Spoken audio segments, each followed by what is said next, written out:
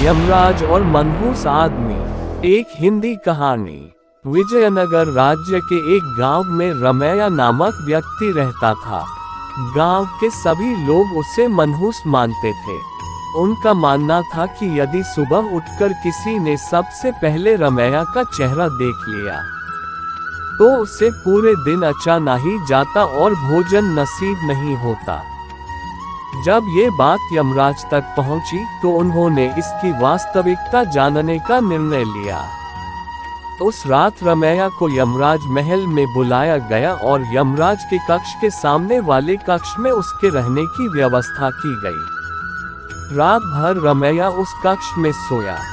अगली सुबह यमराज सीधे रमैया के कक्ष में गए और उसका चेहरा देखा। दिन का प्रारंभ रमैया का चेहरा देखने के बाद अब यमराज को देखना था कि उनका दिन कैसा गुजरता है। उस दिन राज्य में जाने के पूर्व वे भोजन के लिए बैठे ही थे कि उन्हें तुरंत किसी आवश्यक काम के हेतु बुलवा लिया गया। वे बिना भोजन करे ही चले गए। कार्यवाही जो प्रारंभ हुई तो देर रात तक चलती रही। कार्यवाही समाप्त होने तक यमदेव को जोरों की भूख लगी थी। जब उन्हें भोजन परोसा गया तो उन्होंने देखा कि उनकी थाली पर मक्खी बैठी हुई है। उन्होंने भोजन छोड़ दिया और अपने शयन कक्ष चले गए। कुछ देर बाद रसोइया जब पुनः भोजन बनाकर लाया तब तक उनकी भूख मर चुकी थी। वे बिना खाए ही सो गए। अब यमराज को विश्वास हो गया कि रमैया मनहूस है। उन्होंने उसके प्राण लेने का आदेश दे दिया।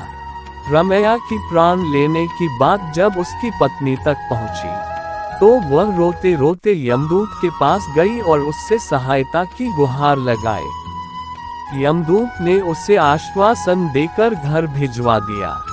अगली सुबह जब सैनिक रमैया के प्राण लेने जा रहे थे तो रास्ते में उनकी भेंट यमदूत से हुई। यमदूत ने रमैया के कान में कुछ कहा और चला गया।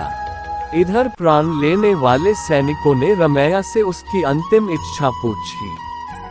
रमैया ने कहा कि मैं यमराज को एक संदेश भिजवाना चाहता हूँ। एक सैनिक द्वारा वह संदेश यमराज तक पहुँचाया गया। संदेश इस प्रकार था, यमराज जी, सुबह सबसे पहले मेरा चेहरा देखने से किसी को पूरे दिन भोजन नसीब नहीं होता, लेकिन आपका मुंह देखने पर तो जीवन से हाथ धोना पड़ता है। बताए ऐसे में ज्यादा मनहूस कौन है? संदेश पढ़ने के बाद यमराज को अपनी अंधविश्वासी सोच पर शर्म आई। उन्होंने सैनिकों से कहकर रमैया को बुलवाया और पूछा कि उसे ऐसा संदेश भेजने का परामर्श किसने दिया था। रमैया ने यमदूत का नाम लिया।